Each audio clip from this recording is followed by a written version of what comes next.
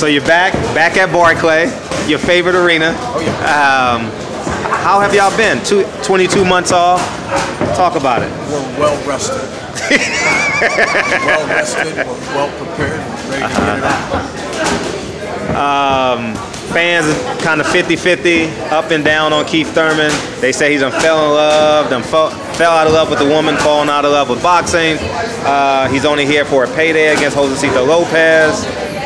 Is the fire still there? The fire's still there, and that's just opinions. You know, boxing fans are tough on fighting, not easy on fighting. So we expect that kind of talk. And Josecito Lopez, in most people's opinion, even though Keith Thurman has been out for 22 months, is basically a tune-up fight.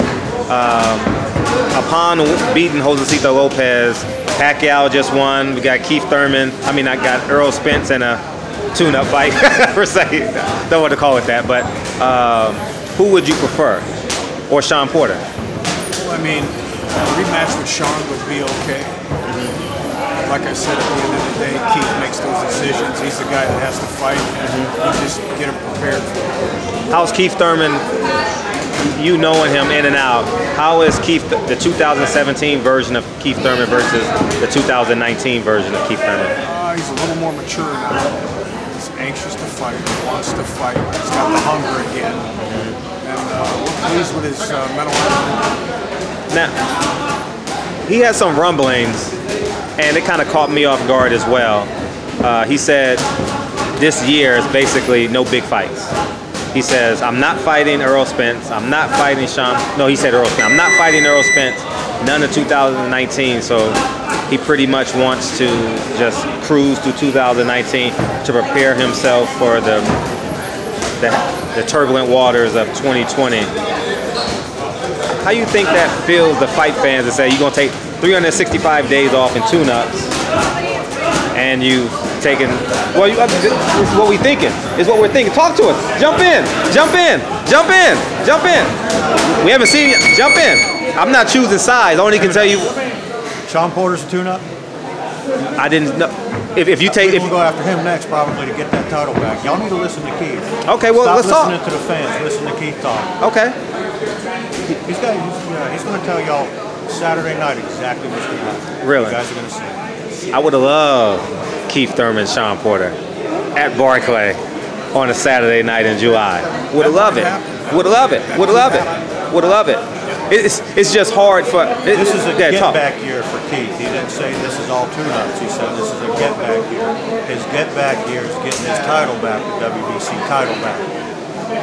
He should have. That's what he referred to. He should have defined it. He should have defined it. He did. I interviewed him for like 45 minutes, and he never said that to me at the Fox Studios. Okay, well, that's his get-back. You know, he's got business to take care of. Sean Porter has his belt. He wants it back. You know, this is a tune-up. Conduct business after. If Sean Porter's in a hell of a fight coming up, he better not lose this fight because he's going to have to beat Ugas to get that belt back. Everybody knows it. Yeah. He better not underestimate Ugas. Durable, sturdy, strong. A great 147 in terms of his body, in terms of his physique. You know what I mean? And he got Memo working with him too, so he's going to be strong. You know what I mean? And I think what would have helped is more communication with the boxing fans. You know what I mean? In terms of Thurman's team. Absolutely. You know, everybody says that. You know, he was laid up. That's Keith's personal time. You know, we respect that. You know, he's back. He's talking. Everybody's hearing. Yeah, he's talking. So, he's talking. You know, it's back to business. He was hot as fish grease though after he beat Danny Garcia, and he just disappeared. Well, you know, he had injuries to take care of, lingering injuries before that. So, you know, to compete with these guys at the world level, you got to be 100%. You know, everybody knows that. You know, you're just not going to fight one fight, come back and fight Errol Spence. It's very difficult to do. So, you know, there's preparations that needs to be made. You know, he's got to get ready. I still believe Errol Spence. He's a top dog. Errol Spence, Keith Thurman is the fight at 147. Absolutely, everybody is the fight, and that's the fight we're clamoring to see. Ain't nobody running from Spence. That's the thing. Everybody thinks everybody's, you know, all these fighters are running from Spence. Fighters don't run from each other. it's business. Once the business gets made, they go in and fight. You know, that's how it works. So you would welcome Sean Porter next? Well, yeah.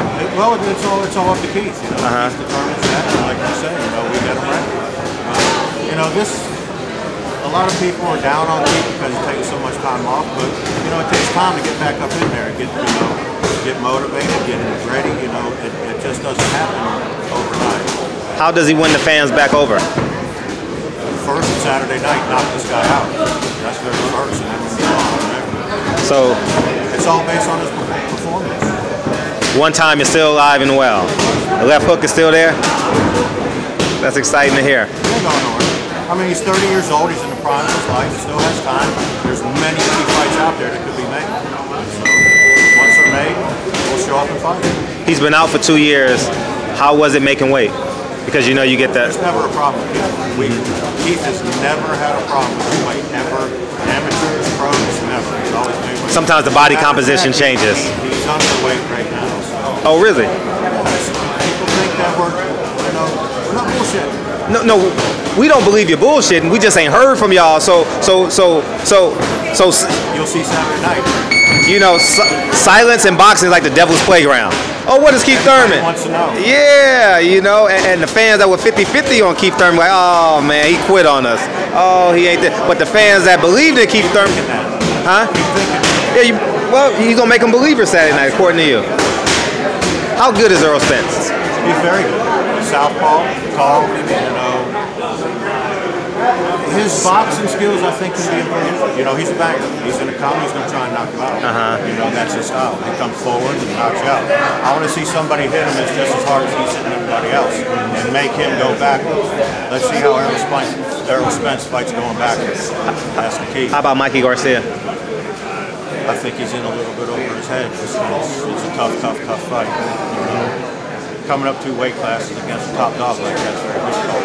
You know, whatever game plan he has, you know, I hope it works, and I hope he has 2 and 3 game plans. He's probably going to need it. I think once he feels his power, he's gonna freeze up a little bit. What am I to say? We'll see what Mikey Garcia does. What's your take on the fight last Saturday? Broner and Pacquiao. Well, it is what it is. I mean, you're going to get what you get with Broner. That's every time. You know, Pacquiao came to fight, and more or less a sparring match, I think.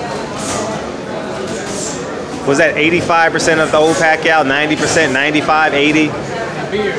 I mean, you got a 40-year-old Backus in there. You know, you're going to get what you get. But the thing is, he came prepared. You know, he was well trained and well conditioned and ready to go. The thing is, he threw punches and Broner didn't, and that's the difference. So, we'll see. Danny Garcia's dad said that he broke his elbow in the fight. Wasn't broke. If it was broke, he would have went to the hospital afterwards. It would have been in the cast. Keith didn't have surgery until after the Berto fight. So, they can say what they want. It's all lies. You know, that's how boxing works. People just talk. Nobody knows the truth. Keith Thurman is a real cerebral fighter. I love, and in my humble opinion, my favorite fight of Keith Thurman's is Leonard Bundu. And the reason why I think is my favorite fight of Leonard Bundu is because he was like, this dude just want to survive. That's what he did. You know, I mean, this dude, no matter what I'm doing, I'm going to win this fight. I'm going to preserve myself and get to the Sean Porter fight. There's also other issues in that fight, though. Bundu switching back and forth. There's a lot of headbutts. Yeah. He didn't want to do it. Yeah. You know, no injuries. He had a big fight coming afterwards. So, you know, we cruised through that fight and, you know, got the win. But he's a very, technical fighter. He moves back and forth. He switches, stance. You got to be on your toes with guys like that. You know what I think people want from Keith Thurman? The one that said he ain't afraid to let his O go.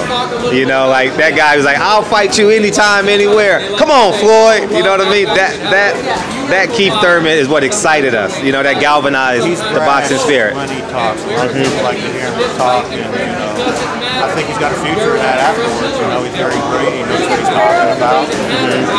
I think he'll make a good commentator.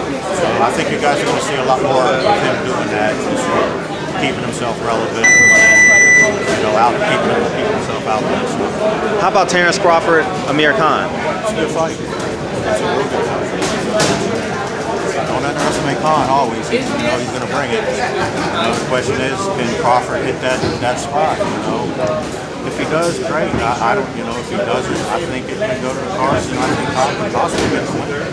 He's crafty. He's got fast hands. He moves well. He's not a small welterweight. People got to take that into consideration. Crawford's moving up. We're still anxious to see him with the elite guys at welterweight. He hasn't really beaten them.